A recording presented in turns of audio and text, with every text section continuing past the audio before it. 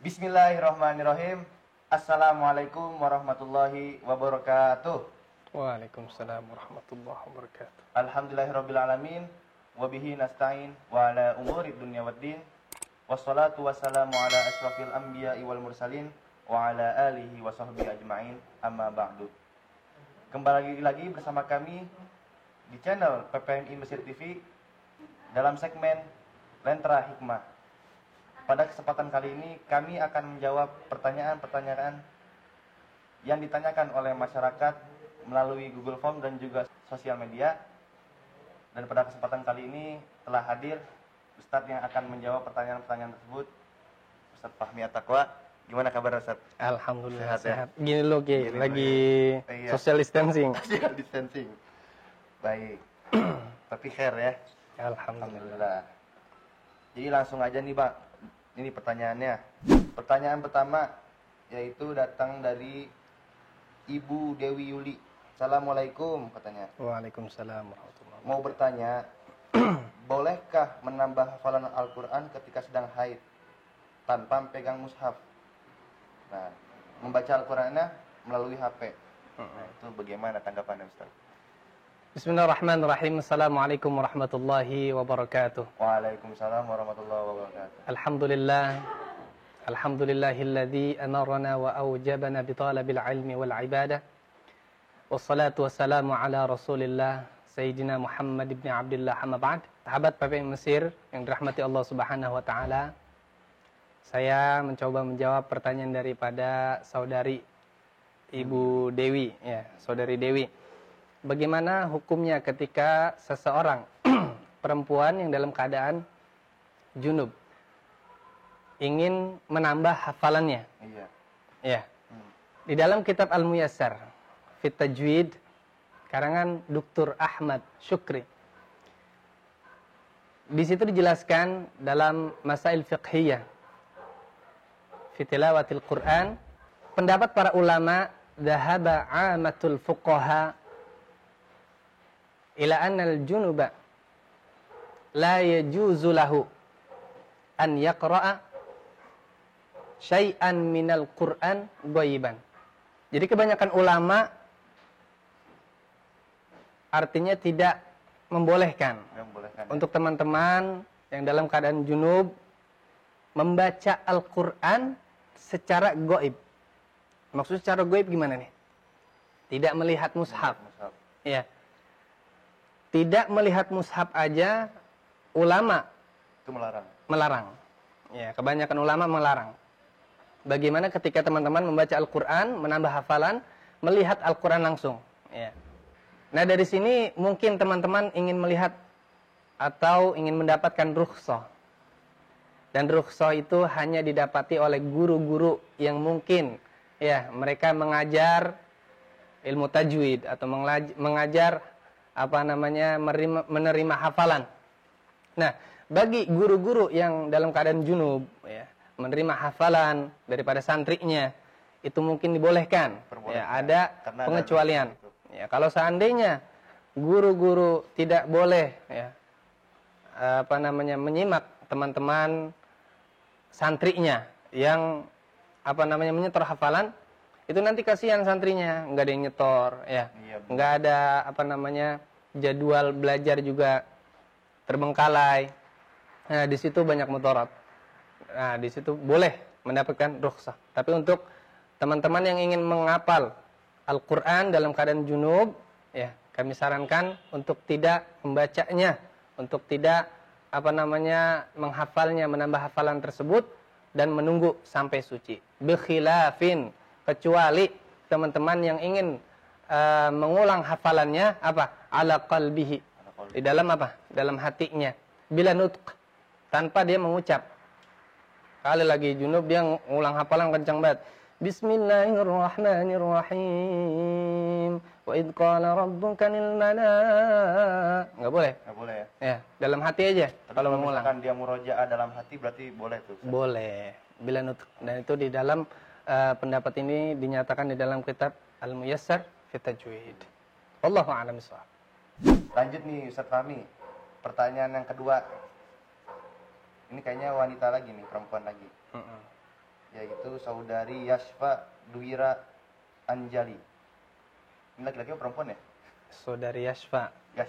Yashfa, perempuan apa? perempuan kayaknya ya. Nah gini Ustadz, dia bertanya, apakah kita harus menyamakan intonasi amin sesuai dengan kebanyakan jemaah? Insyaallah. Lalu bagaimanakah intonasi amin yang benar? Intonasi ya. Intonasi amin yang benar. Amin, Allahumma amin. Tereroret. Bukan, itu amin di dalam lagu. Bagaimana amin di dalam salat? Kama qala Rasulullah sallallahu alaihi wasallam. Idza ammana al-imamu, akan fa'aminu. Kalau seandainya imam mengucapkan amin ketika setelah membaca ghairil maghdubi alaihim waladdallin. Amin. Benar. Kalau seandainya man wafaqa ta'minuhu, ya kan? Seandainya sama berbarengan aminnya imam dengan aminnya makmum, ya, ta'minal malaikah. Malaikat ngikut amin. Ikut amin. Ya. Makanya disunahkan ketika imam ghairil maghdubi alaihim waladdallin, imamnya juga ngomong amin, makmumnya juga ngomong amin. Biar bareng. Imam sama makmum. Kenapa? Biar malaikat juga ikutan ngomong amin. Nah, Amin. gitu. Nah, bagaimana intonasi kita? Ya sesuaikan sama makmum yang lain. Jangan mentang-mentang qori jadi makmum, ya. Qori nih, jadi makmum, suaranya enak, yang lain ngomongnya amin. Dia ngomongnya apa? Amin.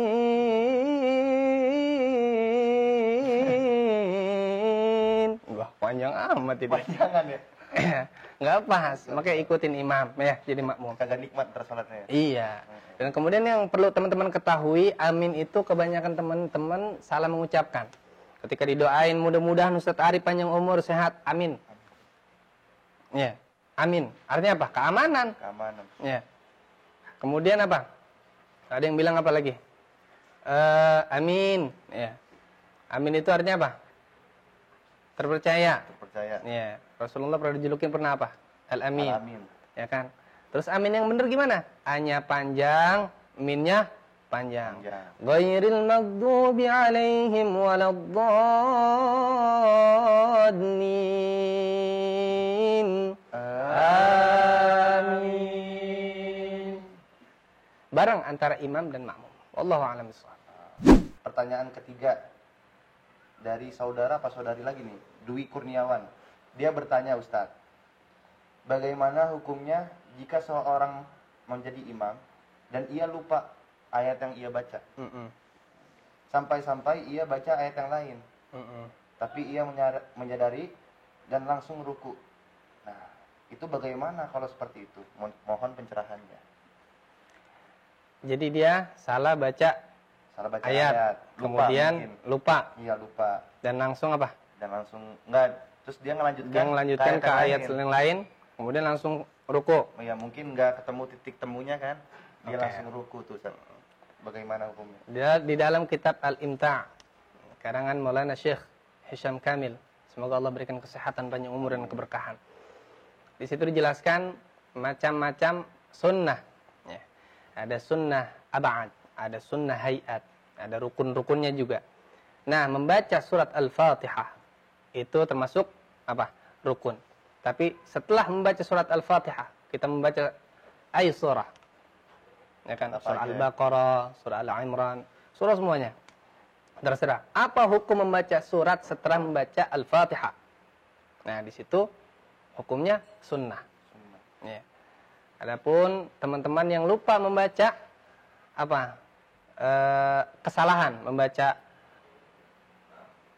ayat-ayat Al-Quran, ya perlu dibenarkan sama makmum. Makanya makmum yang paling di belakang imam itu diharuskan yang lebih faqih dan juga yang lebih fasih, yang lebih apa? yang lebih hafalannya banyak. Jadi kalau imam salah dibenerin. Ada yang benerin. Ada yang benerin, ya. Nah, kita lihat di sini hukumnya membaca apa tadi? Surat setelah baca Fatihah. Teman-teman sholat, habis baca Fatihah, baca suratnya. Baca surat tuh. Iya, seayat doang. Seayat doang. Seayat doang nih. Kalau seandainya seayat doang, kali sholat subuh udah demper-demper, ngerti demper-demper. Udah dikit-dikit lagi, syuruk. Syuruk, iya. Dibaca ghairil maghdubi 'alaihim waladdallin. Amin. Bismillahirrahmanirrahim. Yasin. Allahu akbar. Sah salatnya. Walaupun satu ayat. Satu ayat. Ya kali dia ngejar waktu dikit lagi syuruk kan bangun kesiangan, ya kan? Tapi membaca surat Al-Baqarah kebanyakan, baca Yasin itu sah. Nah, kalau kita lihat permasalahan tersebut, ketika teman-teman ada yang salah membaca ayatnya, itu dibenarkan dari makmumnya. Kalau seandainya makmumnya nggak ada yang paham, nggak ada yang hafal, nah itu gimana tuh? Kita alihkan ke surah yang kita benar-benar hafal. Ya. Kalau jadi tadi kita imamnya tuh jangan sampai berusaha mengingat-ingat lagi ya kalau misalkan udah nggak ketemu. Kalau udah nggak ketemu, udah nyerah, udah. Lemparin ke ayat yang paling mudah menurut apa? Iqra'ul Quran apa? Kan ma tayassara minal Quran ya. Ambillah kamu ya atau bacalah kamu Al-Quran ya. Sepaling mudah buat kamu mana? Ya kan kalau emang lagi sulit baca itu lupa, baca aja langsung. Alihkan ke qul huwallahu ahad, qul a'udzu birabbin nas dan lain sebagainya. Wallahu a'lam bishawab. Nah, ini pencerahannya dari Ustadz Fahmi, saudara Dwi Kurniawan.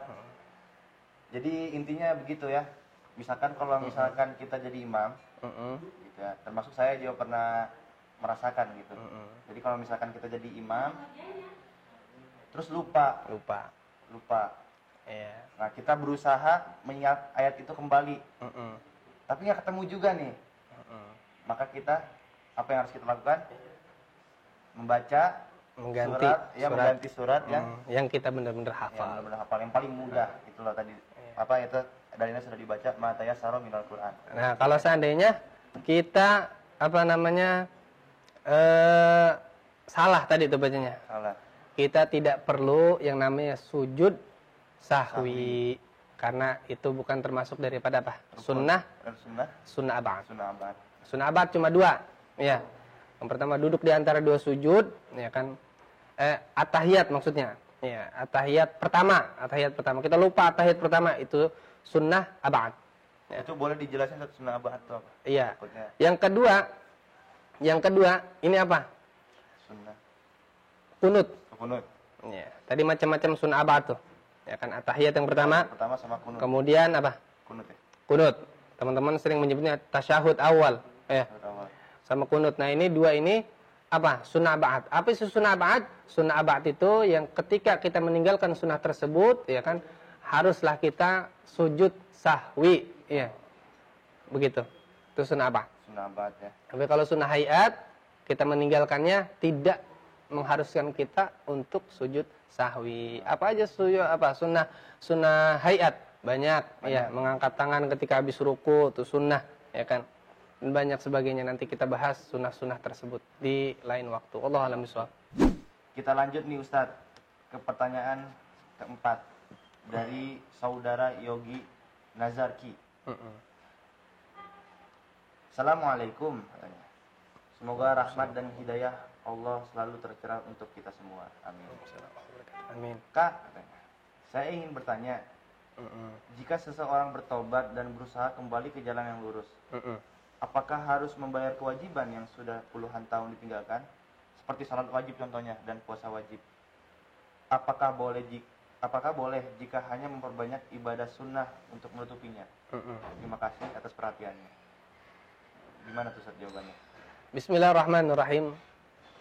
Buat teman-teman yang pernah merasakan masa kelam ya, masa dulunya memang buruk ya, sering meninggalkan sholat, sering meninggalkan puasa dan kewajiban-kewajiban yang lainnya, maka perlu diketahui kewajiban itu tidak gugur sampai teman-teman semua mengerjakan sholat atau puasa yang disebut dengan qadha, ya, sebut dengan apa? Qadha. Maka ketika kita sholat, kita berniat dalam sholat kita itu ada yang namanya adaan, ada yang namanya qadaan. Kalau memang dirasa 4 tahun atau 5 tahun, 6 tahun tidak pernah sholat, maka gantilah puasa kalian atau gantilah sholat kalian selama apa? 5 tahun. Ya. Gimana caranya? Bagaimana caranya? Ulama mengajarkan ketika kita sholat johor adaan, kita sholat lagi qadaan.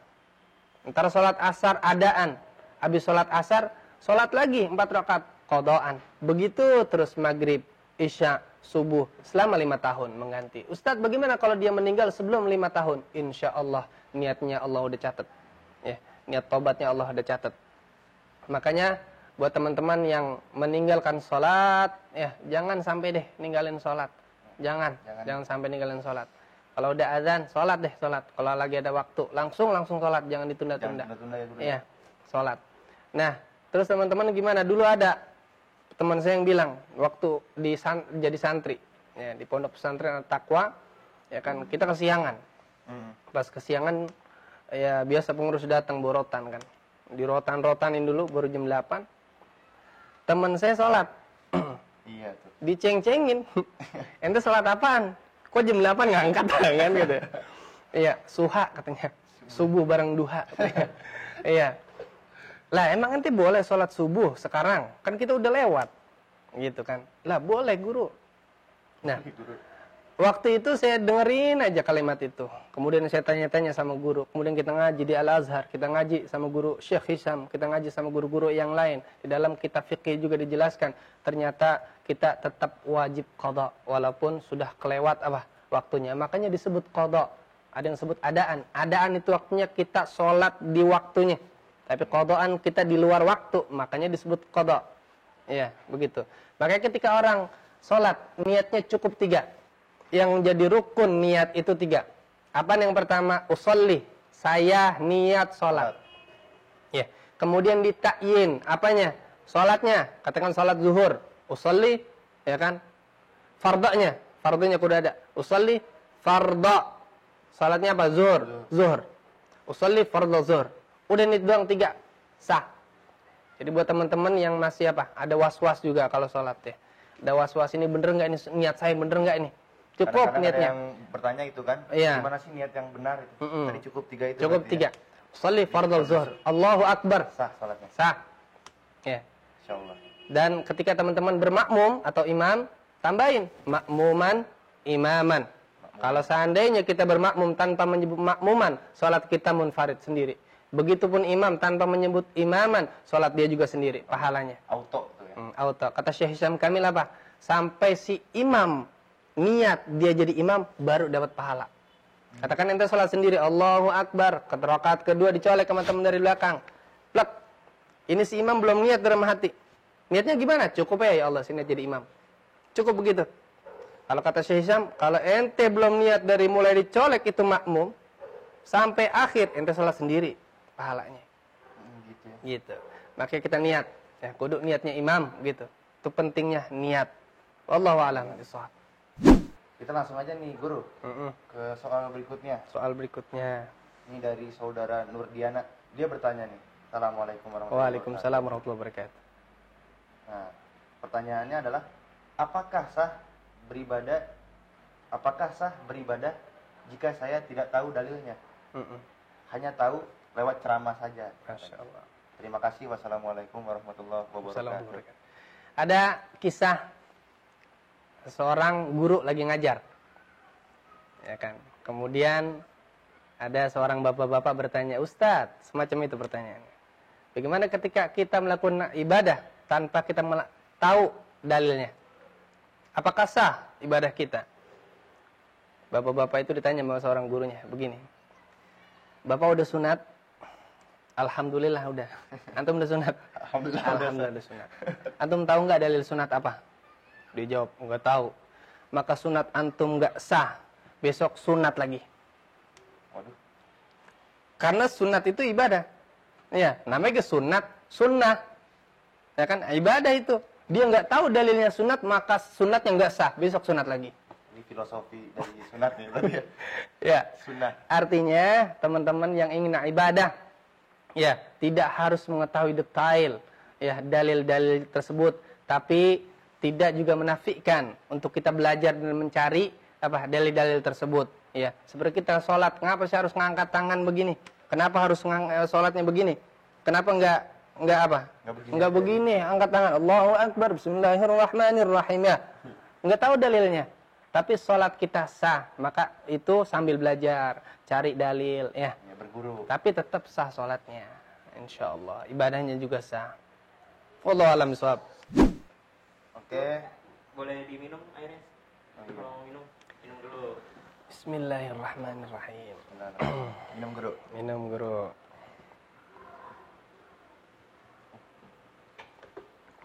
Alhamdulillah. Serasa air zam-zam. Air zam-zam. Bening banget ini kalau kita masukin ikan cupang hidup ini. Kita lanjut pertanyaan nih. Ini ukti-ukti. Namanya saudari Nisa. Nah, dia bertanya, Ustadz, puasa apa yang harus didahulukan katanya?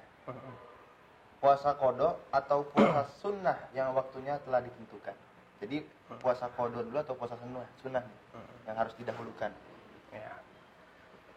Bismillahirrahmanirrahim buat teman-teman akhwat, terkhususnya akhwat ya, dan juga ikhwan. Pastinya di dalam bulan suci Ramadan mengalami haid ya, yang tidak memungkinkan untuk berpuasa Ramadan. Kemudian meninggalkan puasa tersebut, maka wajib juga apa? Qada. Bagaimana ketika dia mengqada puasanya di bulan Syawal, dan di bulan Syawal ada puasa sunnah ya. Mana yang kita dahulukan, puasa sunnah Syawal dulu apa qada dulu? Ya. Padahal puasa sunnah Syawal itu ya adanya di bulan Syawal aja. Artinya waktunya tertentu, ya kan? Di bulan Rajab nggak ada puasa Syawal. Ada nggak puasa Syawal di bulan Rajab? Agak ada. Beda bulan. Nah, mana yang didahulukan? Teman-teman bisa puasa qada. Niatnya satu. Saya niat puasa apa? Qada Ramadan besok karena Allah Ta'ala. Begitu. Dan puasanya, pahalanya apa? Otomatis dapat dua.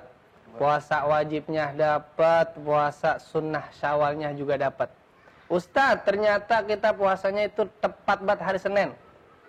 Udah qada di hari Senin ada apa? Puasa Syawal. Maka kita cukup niat puasa qada aja sekali. Ya, puasa qadanya dong nih. Saya niat puasa qada Ramadan. Ya kan? Besok hari karena Allah Ta'ala. Kemudian apa? Kita dapat pahala 3. Puasa qadanya dapat, puasa Syawalnya dapat, puasa apa? Hari Senin dapat. Hari Seninnya dapat. Kata siapa? Kata Syekh Atiyah Sakar di dalam kitabnya Fatawa Al-Azhar. Wallahu a'lam bishawab. Oke, kita lanjut ke pertanyaan selanjutnya. Ini soalnya datang dari saudara Muzni Sitorus. Assalamualaikum Ustaz. Waalaikumsalam warahmatullahi wabarakatuh. Apa hukumnya kalau mandi junub lupa baca doa? Pas sudah pertengahan baru teringat dan lalu baca doa. Mohon pencerahannya Ustaz. Maksudnya mungkin bukan doa ya, tapi mungkin. niat kayaknya. Iya. Iya, ketika mandi di pertengahan lupa baca doa. Doa apa ya? Berarti maksudnya niat. Niat.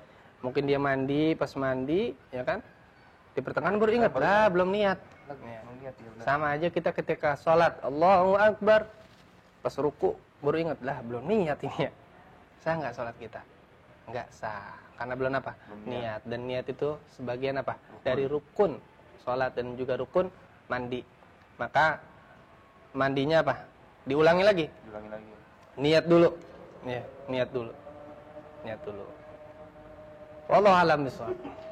Baik. Kita lanjut ke pertanyaan selanjutnya nih, Ustaz Tahmid. Dari saudara Kudrat Supriyadi. Dia bertanya saat, bagaimana caranya menggantikan sholat wajib yang pernah kita tinggalkan, sementara kita dalam keadaan musafir? Oh ya. Bismillahirrahmanirrahim. Ketika kita dalam salat, ketika kita dalam keadaan musafir, dalam keadaan apa? Perjalanan. Maka kita dapat rukhsah, ya kan? Boleh apa? Meringkas salat kita, ya kan? Yang tadinya 4 jadi berapa? Jadi 2, ya kan? Bisa nggak sholat maghrib diringkas? Nggak bisa. Nggak bisa. Yang Satu bisanya, setengah. iya. Nah, Mungkin teman-teman mencari celah, ya kan? Karena di rumah itu ketika kita mengqadha salat zuhur 4, ya kan? Mengqadha salat asar 4. Mendingan ane jalan-jalan pengen qadha salat. Biar salatnya ane ringkas, salat qadha. Yang perlu teman-teman ketahui, salat qadha tidak bisa diringkas ketika kita dalam keadaan musafir. Jadi teman-teman kalau ingin mengqadha salat zuhur, mengqadha salat asar yang sudah benar-benar sudah tertinggal, ya. Kita dalam keadaan perjalanan boleh mengqadha salatnya, tapi tetap 4. Ya, tidak bisa diqasar, tidak bisa diringkas. Adapun teman-teman yang ingin cara mengqadhanya biar biar santai, boleh seperti yang tadi saya sampaikan. Kita salat zuhur adaan, setelah salat zuhur adaan kita salat lagi. Salat zuhur qadhaan. Begitupun asar, ya kan. Tapi kalau teman-teman mau sprint, ya, dari pagi ente salat zuhur, asar, maghrib, isya, subuh, boleh? Boleh. Selagi mampu. Wallahu a'lam bishawab. Mufaraqah. Saya niat salat keluar daripada jamaah. Pertanyaannya, adakah orang pilek selama 2 tahun? Karena mukhtalif itu di dalam mazhab Imam Syafi'i, mukhtalif niat sah. Artinya jangan terlontar kalimat ini. Ya, belajar agama itu wajib buat siapapun.